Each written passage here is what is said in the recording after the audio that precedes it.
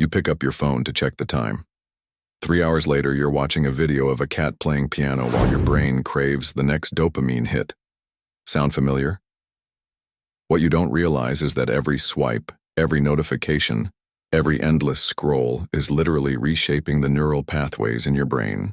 The technology designed to connect us is rewiring us in ways we're only beginning to understand, and the consequences might be more serious than you think.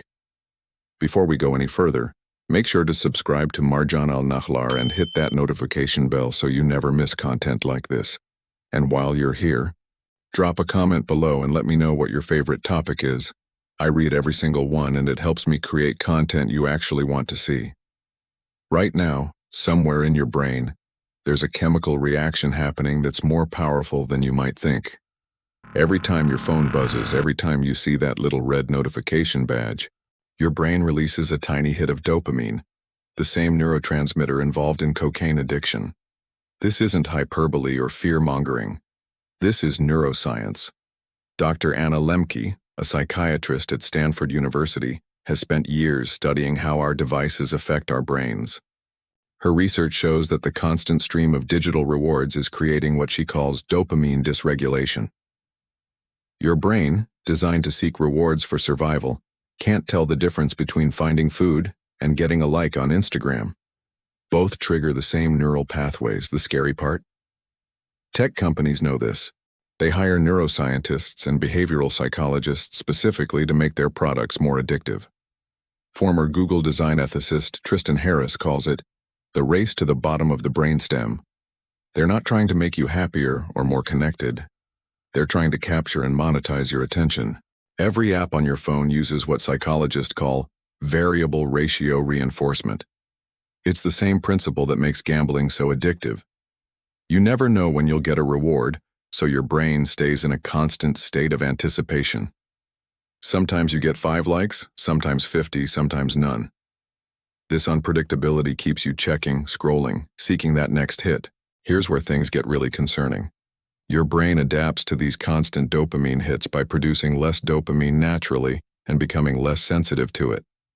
This is called tolerance, and it's exactly what happens with drug addiction. You need more and more stimulation to feel the same satisfaction you used to get from smaller doses. This explains why you can't just watch one TikTok video. Your brain is literally craving more stimulation, more novelty, more reward. The average person checks their phone 96 times per day. That's once every 10 minutes during waking hours. We're not checking because we need to. We're checking because our brains are trapped in this cycle. Dr. Larry Rosen, professor emeritus at California State University, conducted studies showing that people experience anxiety and stress when separated from their phones for even short periods. Brain scans reveal that heavy smartphone users show similar patterns to people with substance addictions: increased activity in the brain's reward circuitry and decreased activity in areas responsible for self-control. The withdrawal is real too. When people try to reduce their phone usage, they experience irritability, anxiety, and what researchers call phantom vibrations, the feeling that your phone is buzzing when it's not. Your brain is so conditioned to expect these digital rewards that it creates the sensation even when it's not there. What's happening to your brain isn't just about addiction. It's about fundamental rewiring, neuroplasticity. Your brain's ability to form new neural connections means that your repeated behaviors literally shape your brain structure. Every time you respond to a notification, you're strengthening the neural pathways that make you more likely to respond next time. Studies using fMRI brain scans show that heavy internet users have structural changes in their brains, similar to those seen in people with substance addictions. The prefrontal cortex, responsible for executive decision-making and impulse control, shows decreased activity. Meanwhile, the striatum, part of the brain's reward system, becomes hyperactive. But here's what the tech companies don't want you to know. This same neuroplasticity can work in your favor. Dr. Judson Brewer, a neuroscientist at Brown University, has found that mindful awareness of these digital habits can help break the cycle. When you start noticing the urge to check your phone without automatically acting on it, you begin to weaken those compulsive neural pathways. The first step isn't going cold turkey, it's awareness. Start paying attention to when and why you reach for your phone. Notice the physical sensations, the emotional triggers, the situations that make you crave that digital hit. Your brain can be rewired, but only if you understand how it got wired in the first place. This dopamine hijacking is just the beginning. The way technology is affecting our attention spans might be even more alarming, and that's exactly what we're exploring next. When was the last time you read a book for 2 hours straight without checking your phone? If you're struggling to remember, you're not alone. Microsoft's famous study claimed human attention spans dropped from 12 seconds to 8 seconds between 2000 and 2015, shorter than a goldfish. While that specific study has been debated, the underlying truth remains. Our ability to sustain deep, focused attention is under serious threat. Dr. Adam Gazzaley, a neuroscientist at UCSF, explains that our brains evolved to pay attention to multiple things at once. It kept our ancestors alive. But the modern digital environment exploits this natural tendency in ways our brains simply weren't designed to handle. We're dealing with an unprecedented level of stimulation and distraction. The constant stream of notifications, messages, and alerts creates what researchers call continuous partial attention. You're never fully focused on any one thing because part of your mind is always monitoring for the next digital interruption. Your brain exists in a state of perpetual vigilance, scanning for new information even when you're trying to concentrate on something else. This isn't just affecting your work productivity, it's changing the actual structure of your brain. Dr. Michael Posner's research at the University of Oregon shows that attention is like a muscle. The more you train it, the stronger it gets. But when you constantly fragment your attention across multiple digital streams, you're essentially training your brain to be distracted. You're strengthening the neural pathways associated with scattered thinking while weakening those associated with sustained focus. Here's something that might shock you. Multitasking doesn't exist. What we call multitasking is actually task switching, rapidly bouncing between different activities. And every time you switch tasks, there's a cognitive cost called switching penalty. Dr. Sophie Leroy at the University of Washington found that when you switch from task A to task B, part of your attention remains stuck on task A. She calls this attention residue. So when you're trying to write an email but keep checking social media, part of your brain is still processing those Instagram posts, even when you return to your email. You're never operating at full cognitive capacity. The numbers are staggering. Research shows that after an interruption, it takes an average of 23 minutes to fully refocus on your original task. But most people are interrupted every 11 minutes. Do the math. You're never actually reaching a state of deep focus during your typical day. Brain imaging studies reveal that people who engage in heavy multitasking show increased activity in the striatum, the brain's reward center, while showing decreased activity in the hippocampus, which is crucial for learning and memory formation. Essentially, heavy multitaskers are training their brains to crave distraction while simultaneously reducing their ability to learn and remember new information. Dr. Clifford Nass at Stanford University studied people who considered themselves excellent multitaskers. Surprisingly, these individuals performed worse on every cognitive measure. They had more trouble filtering out irrelevant information, managing working memory, and switching between tasks efficiently. The people who multitasked the most were actually the worst at it. Your brain has 3 distinct attention networks, and technology is affecting each one differently. The alerting network helps you stay vigilant and ready to respond. This is constantly activated by notifications and alerts. The orienting network directs your attention to specific locations or objects. This gets hijacked every time something flashy or novel appears on your screen. The executive attention network manages conflicts between different inputs and maintains focus. This is what gets weakened by constant task switching. Dr. Amishi Jha's research at the University of Miami shows that mindfulness training can strengthen these attention networks, particularly the executive attention system. But here's the concerning part. If you don't actively work to strengthen these networks, the default mode in our digital environment is to weaken them. The average knowledge worker checks email every 12 minutes. College students can't go more than 19 minutes without checking their digital devices. We've created an environment where sustained attention is not just difficult, it's almost impossible. But there's hope in understanding how attention works. Your brain's attention networks are plastic, meaning they can be strengthened with the right kind of training. Single tasking, meditation, and what researchers call attention restoration activities, like spending time in nature, can help rebuild your capacity for deep focus. The key is recognizing that every time you resist the urge to check your phone during a focused task, you're strengthening your executive attention network.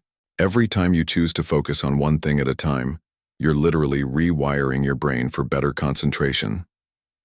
Your attention is under attack, but you have more control over the battle than you might think. This fragmentation of attention is directly connected to how we store and access information, which brings us to our next concern. What's happening to our memory in an age where everything is just a Google search away? Quick question. What's your best friend's phone number? How about your mom's?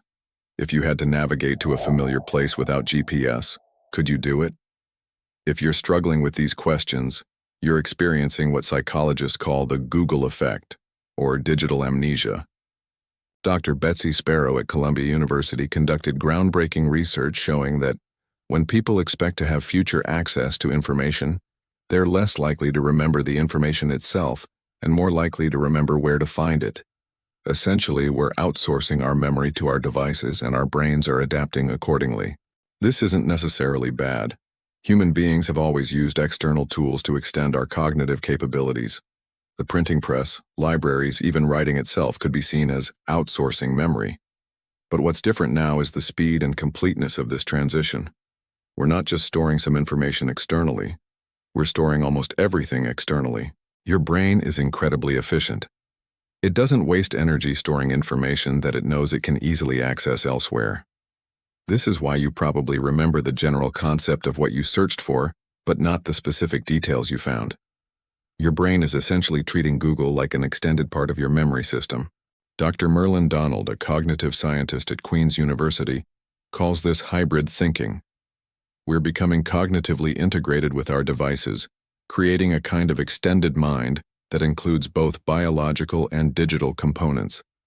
The question isn't whether this is happening, it's whether we're doing it in a way that enhances or diminishes our cognitive capabilities.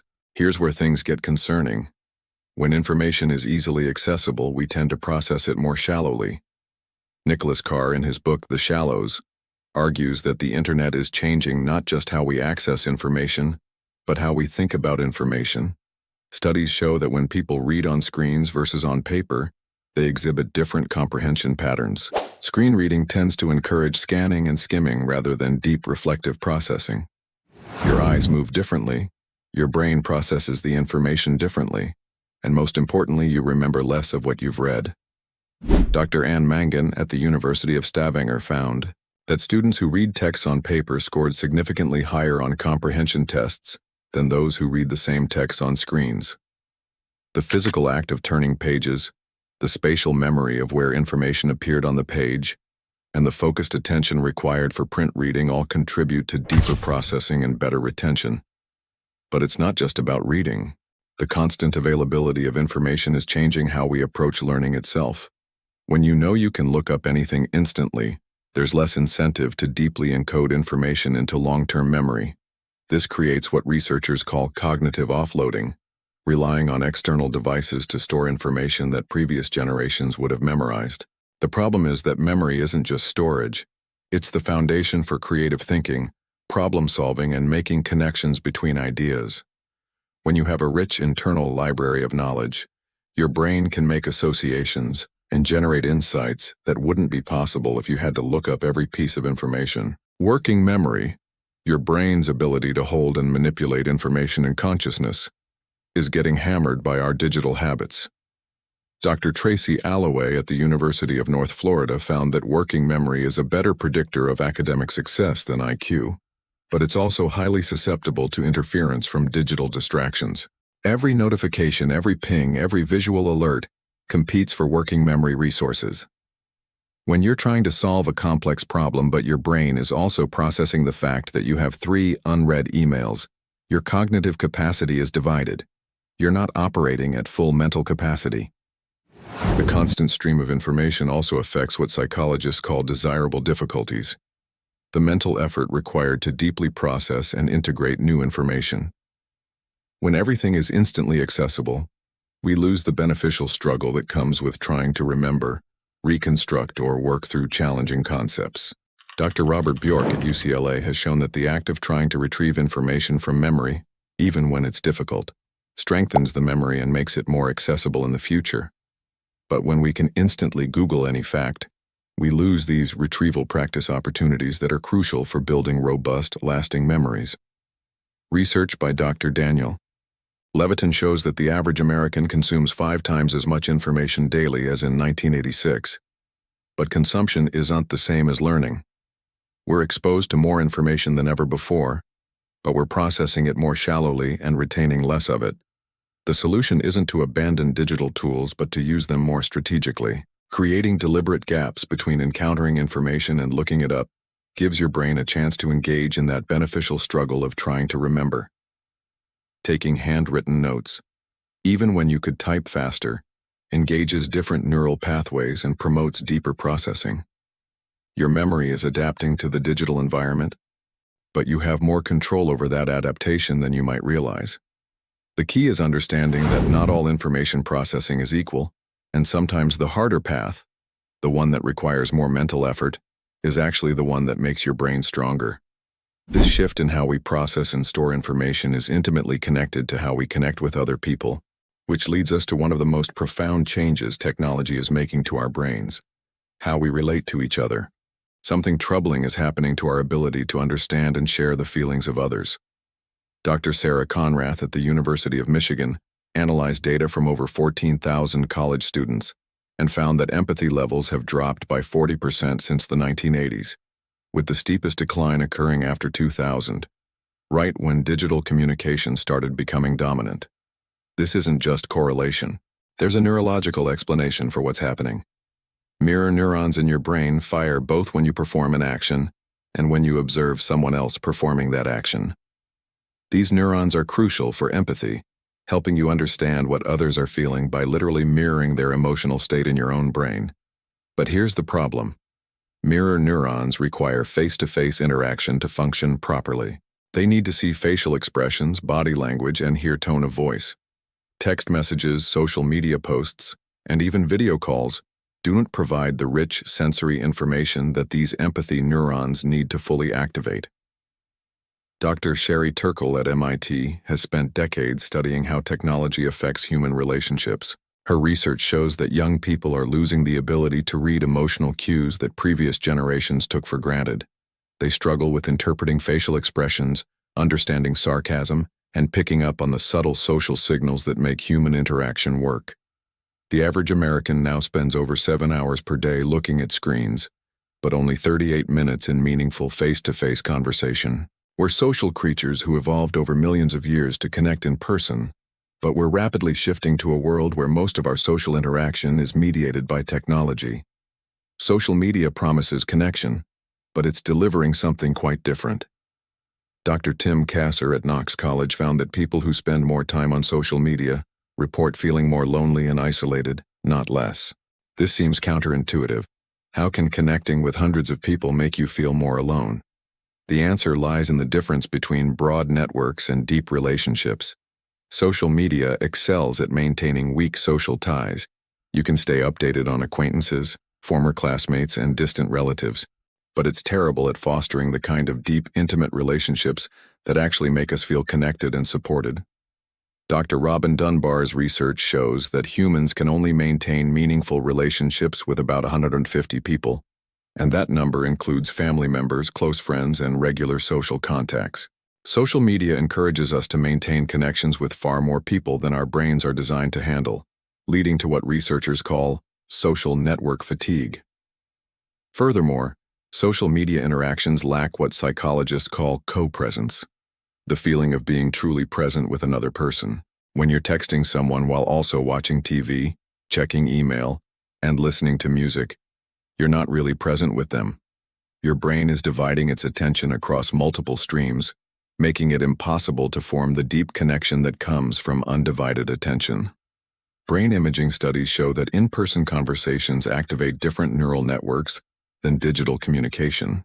Face-to-face interaction stimulates the release of oxytocin, sometimes called the bonding hormone, which promotes trust, empathy, and emotional connection. Digital communication, even video calls, produces significantly less oxytocin. The most concerning aspect of our digital transformation might be what's happening to children and adolescents. Dr. Jean Twenge's analysis of generational data shows that teenagers today are less likely to go out with friends, date, or engage in face-to-face social activities than any previous generation. They're spending more time alone in their rooms, connected to others through screens but physically isolated. This matters because adolescence is a critical period for developing social skills. The teenage brain is still forming the neural pathways that govern social interaction, emotional regulation, and interpersonal communication. When these formative years are spent primarily in digital rather than face-to-face social environments, it affects how these neural networks develop. Dr. Larry Rosen found that college students who grew up with social media have more difficulty with basic social skills like making eye contact, reading facial expressions, and engaging in small talk. They report higher levels of social anxiety when faced with in-person interactions, preferring text-based communication, even when face-to-face conversation would be more appropriate. The irony is that while digital natives are incredibly sophisticated at navigating online social environments, they're becoming less skilled at navigating real-world social situations. They can craft the perfect Instagram post or navigate complex online group dynamics, but they struggle with the messier, more unpredictable world of face-to-face interaction.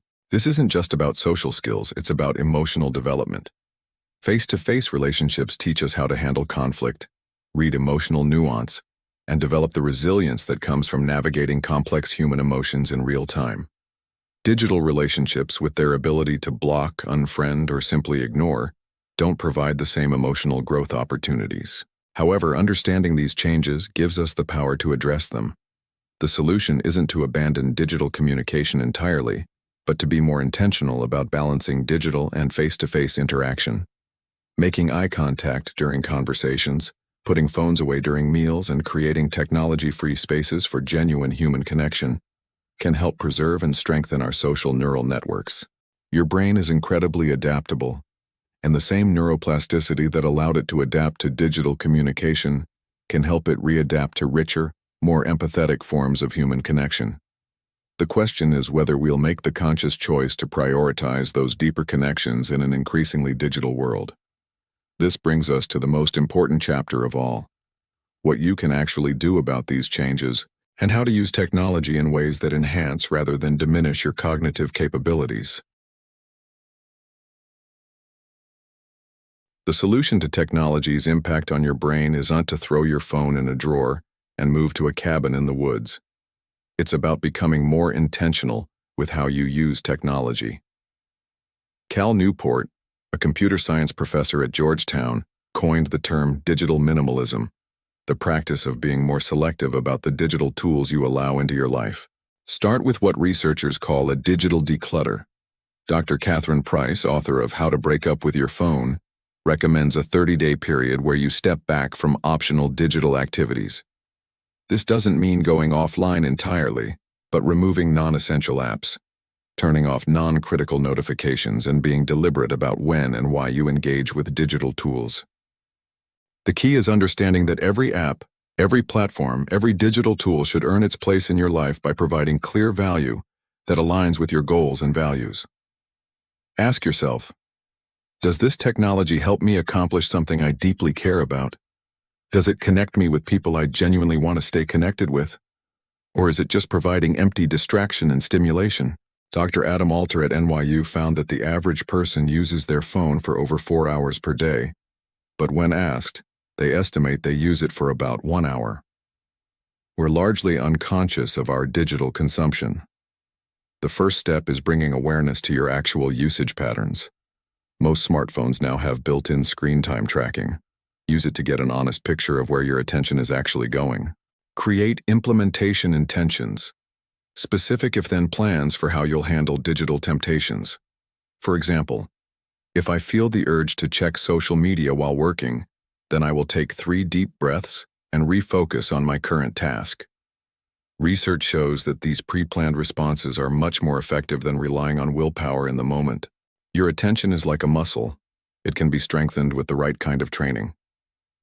Dr. Wenzel Mannert at the University of Osnabrück found that people who practice and sustained attention tasks for just 10 minutes per day show measurable improvements in their ability to concentrate within 2 weeks. Single tasking is the foundation of attention training. Choose one task and commit to focusing on it for a specific period of time. Start small. Even 15 minutes of undivided attention is more than most people can manage initially. Turn off notifications, put your phone in another room, and practice the skill of keeping your mind on one thing. Meditation isn't just spiritual practice, it's attention training. Dr. Richard Davidson at the University of Wisconsin found that just 8 weeks of meditation practice produces measurable changes in brain regions associated with attention and emotional regulation.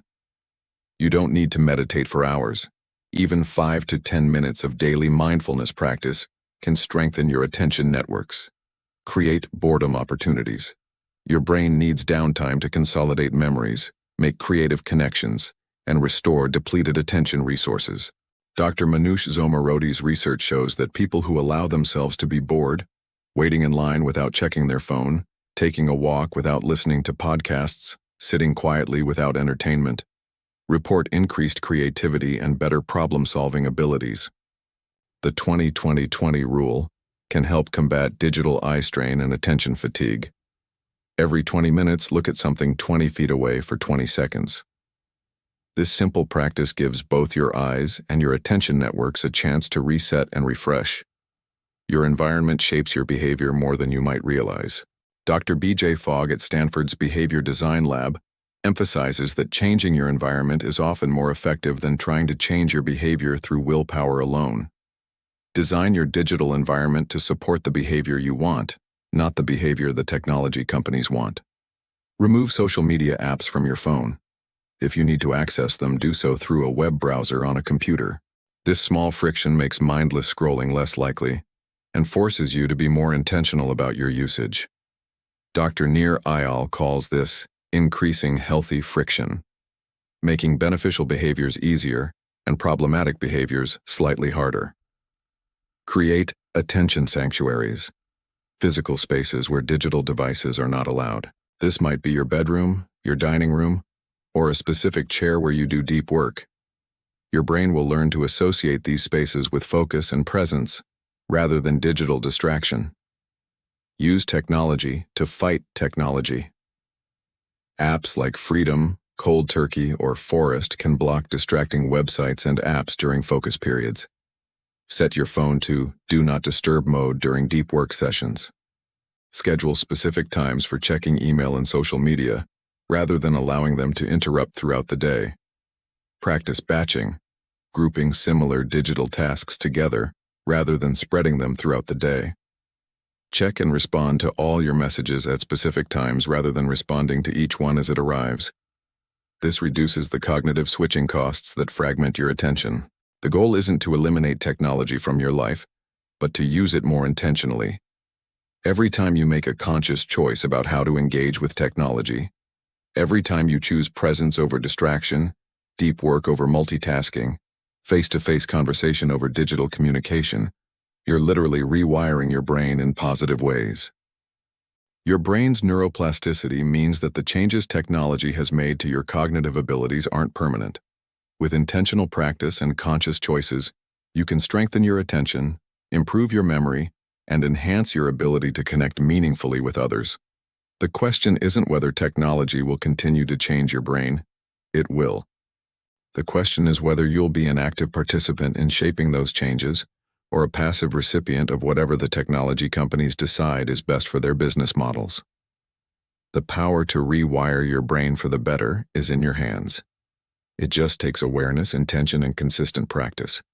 Your brain is changing. Every day, every hour, every moment you spend with digital technology is literally reshaping the neural pathways in your head. The dopamine systems that once helped our ancestors survive are now being hijacked by notification sounds.